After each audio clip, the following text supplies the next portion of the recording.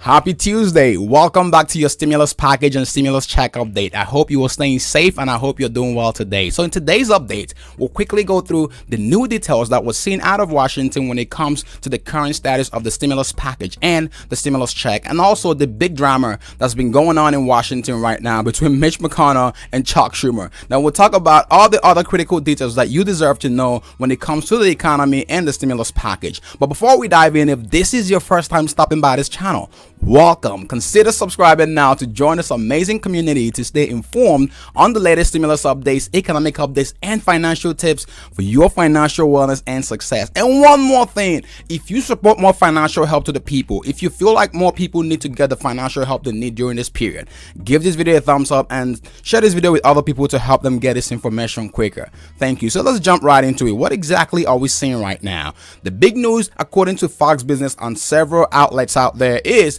that the Senate has confirmed Janet Yellen as the first female Treasury Secretary. So this is a big one. So Janet Yellen was the former Fed chair, and now she's set to become, or she is the first woman to lead the Treasury Department. So what exactly does this mean for the stimulus package? You may be wondering. Remember, the outgoing Treasury Secretary is Steven Mnuchin. He was the Treasury Secretary under the Trump administration, and he was very key in sending out the stimulus checks. So it is important to understand who holds this position, because it helps determine, or whoever holds this position helps influence sending out the checks and also some of the decisions that will be made in regards to the economy. So this is a very key position for our country. And what we're seeing right now is that Janet Yellen has been a big proponent for more stimulus. She's actually made it clear that Congress needs to work and act big on the next stimulus. A few weeks ago, she did call on Congress to go big, to act big and bold with the next stimulus package. So she has officially been confirmed as the new Treasury Secretary. So this is great news, and this is a big news as that. So let's jump right into the other drama that we're seeing right now unfolding in the Senate. So according to this report from Axios, the title is so funny. It says, "Minority Mitch still setting the Senate agenda." While this is funny, it is pretty serious. So why does this matter? Right now, we know that the Democrats control the Senate, and Mitch McConnell is no longer the Senate leader. So he's no longer the Senate majority leader. He is the Senate minority leader, since the Republicans are the minority in the Senate. So but there's been some power tussle. He's been flexing his power. You know, Mitch McConnell has been trying to control the Senate agenda, and the incoming Senate leader, Chuck Schumer, is not finding this funny. So he has been really pushing back on Mitch McConnell from doing this. So according to this report, Chuck Schumer has showed his exasperation while speaking with reporters yesterday. He did say, according to this report from Axios, "All I can tell you is we are not letting McConnell dictate how the Senate operates. He is a minority leader." Then he goes on to say, "There's huge anger in my caucus about what he's doing." So Mitch McConnell has been trying to block several things with the Biden agenda, and you know, he's been very instrumental, or he's been doing what he does best. So he's been instrumental in blocking stuff. You know, again, I don't know if that's the right word, instrumental, but again, Mitch McConnell has been blocking most of the Biden agenda. So this power tussle has been going on, and Bernie Sanders and some of the Democratic lawmakers have called him out on this very act of blocking the agenda that was seen from the Biden administration, and he's trying to control the Senate even though he's no longer the leader. So this is frustrating Chuck Schumer. Well, it looks like Chuck Schumer is understanding the power at his disposal. So according to this report from Axios, Chuck Schumer is throwing around the idea of the budget reconciliation right now, and his advisors have made it clear that he's willing, or he will use the power of the budget reconciliation to make this package happen.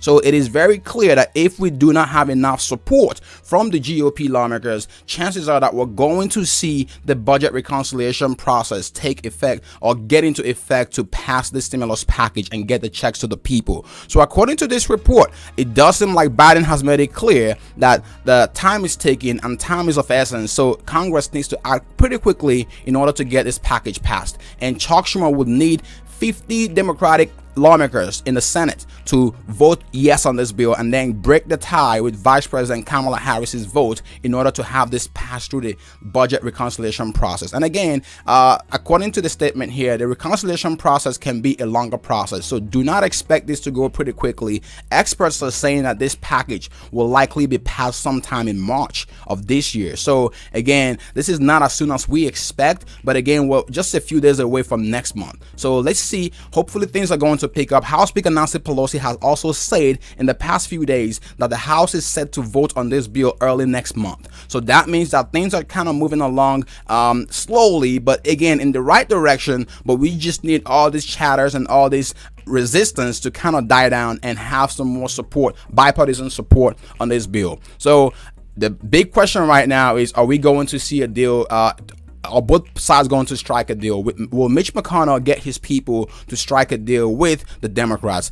And this is something that we're going to keep watching on and see how this story unfolds. Now, the other interesting report that we're seeing right now is that Mitch McConnell has given up on his Senate rules. So remember, I talked about the back and forth, the power tussle, but Mitch McConnell has finally backed up. He's actually slowed, taking the back seat right now, and he's signaled that he's willing to have the power sharing with the Democrats. So this is a positive news in the right direction, because having them, the two leaders of both parties, fighting back and forth on who makes the rules or who basically sets the agenda is going to be problematic in order to get legislative solutions. But right now, since Mitch McConnell is willing to relent on his power tussle, or basically power sharing, it is very, very important, because this will help advance how quickly we see things happen in the Senate. So again, this is a story that just came out last night, and I just wanted to quickly share this with you all, just so you understand what exactly is going on in Washington right now, and how this will have impact, or how this will impact the stimulus package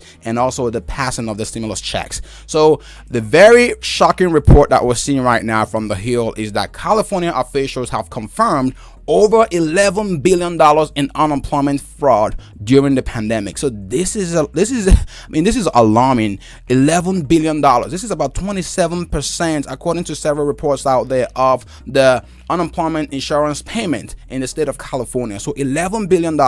And now the question is, who will pay for this $11 billion in fraud?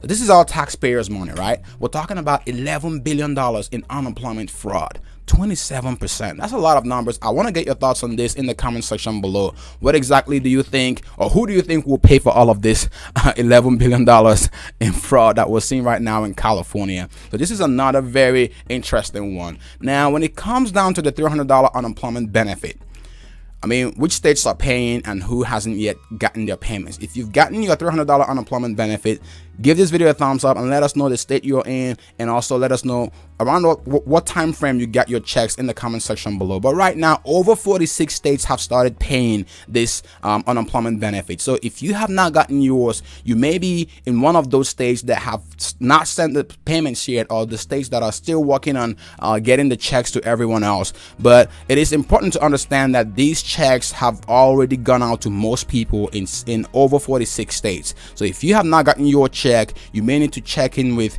your state or your city just to be sure that you have the right information. And this is the $300 per week unemployment benefit. So Joe Biden is planning in his package to increase the payments to $400 per week. So $400 per week unemployment benefit is what Joe Biden is planning. And if his package passes before mid-March, this $300, the current $300 per week, should expire by mid-March, by March 14th, I believe. So if his package passes before then, chances are that we're going to see an increase and an extension until September of this year. So we're going to see an increase to $400 per week for those who qualify. So this is what we have right now in Joe Biden's stimulus package. Now, just to pretty much get this wrapped up on the vaccine talks, there's been a lot of talks on the vaccine. So Biden is predicting that anyone who wants a vaccine will be able to get one by this spring. So this is great news for millions of people out there who have been wondering or concerned or worried about getting the vaccine. So he's predicting, his forecast is that people should be able to get the vaccine if they want them